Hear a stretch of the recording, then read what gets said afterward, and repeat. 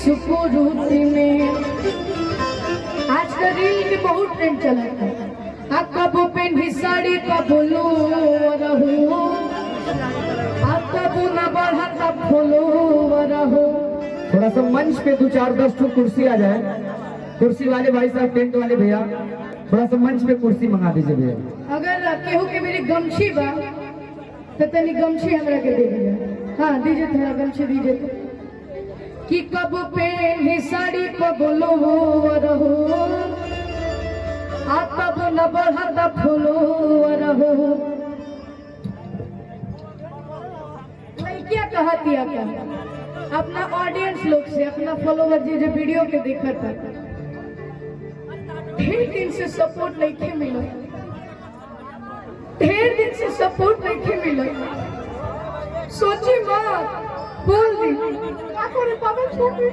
अब भाई लोग कमेंट में बताओ, लोग का वीडियो बनावल छोड़ दी। बताई जा रहा हूँ इतना नारी लोग आई बड़ी जा इतना मेहनत करे तरीके कम से कम वीडियो देखा जाने वाला लोग। यही से लड़की कह दिया क्या नहीं मत छोड़िए, बहुत लोग जीवन करना हो जाएगा। आवे के बाद कि वीडियो बनावता निफुरुती लेके जवानी की सुपुरुती में।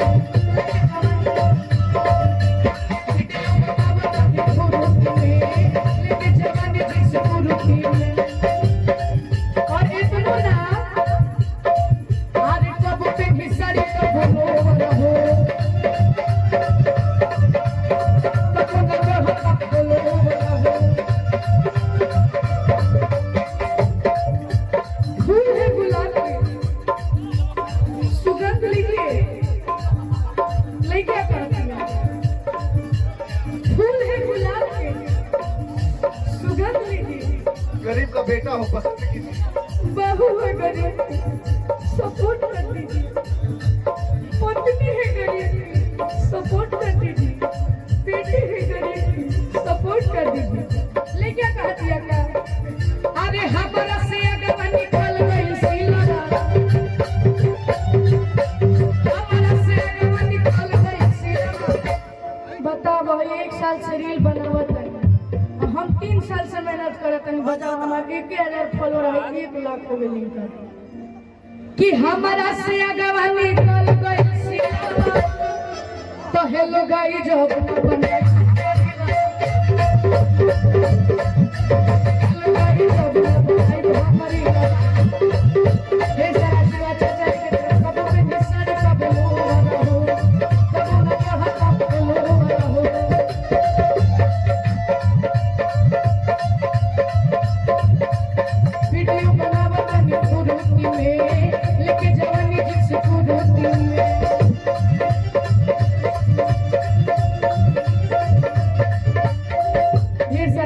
हमारे दोनों चाचा जी की तरफ से। ले क्या कहती है?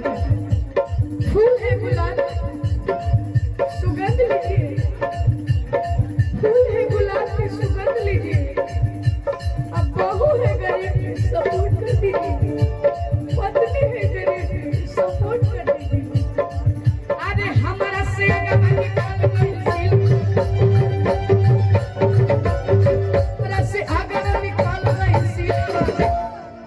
जितना लोग जाके मठिया श्रीराम के जितना भी लोग इंस्टाग्राम यूज करेला चाहे यूट्यूब चलावेला, उनका लोग के ये लोग बात कहते हैं कि हेलो गाइस जो बनाई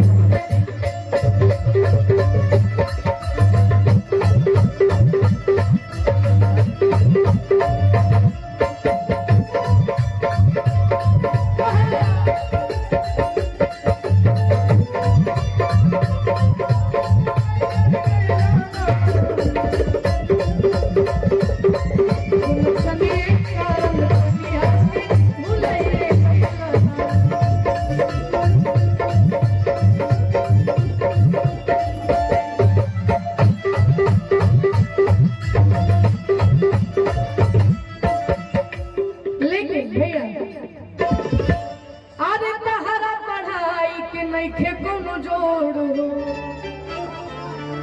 आप ले लो तो इंग्लिश के तूर देलु गोड़ तो ऐसन भाषा से हम पगला गईनी।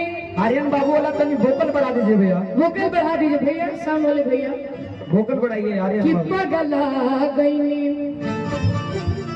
औरत क्या कहती है कल कि बेची कापी किताब भुजा खा गईनी। ए राजा नैहर में कलम चबा गईनी।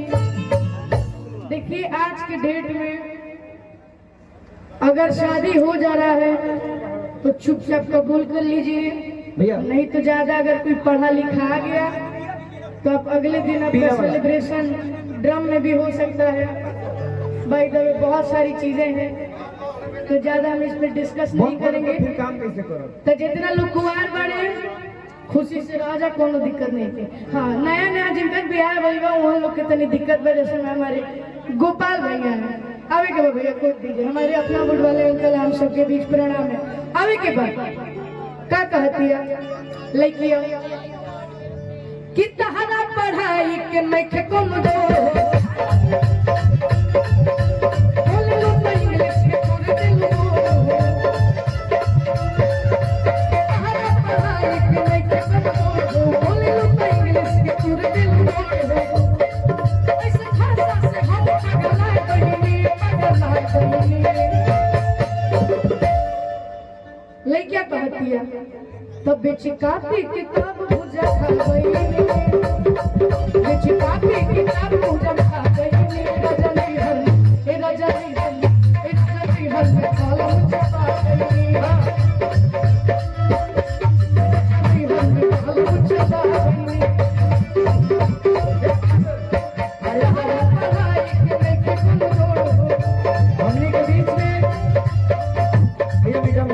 हमने के बीच में भोजपुरी के सुपरस्टार गायक फिल्म अभिनेता बड़े भैया धनंजय भैया उपस्थित हुए। धनंजय भैया एक बार हमने आएंगे। एक भाषा से हम पगला गईनी पगला गईनी। अच्छा जो अंग्रेजी बोले ना अगला तो काहे बोलेंगे भोजपुरी में बोला चाहे हिंदी में बोला ये क्या ली भोजपुरी हिंदी इंग्लिश सब मिक्स कर देंगे और पता नहीं कि चलो क्या बोला था। तब बेची कापी किताब भुजा खा गईनी।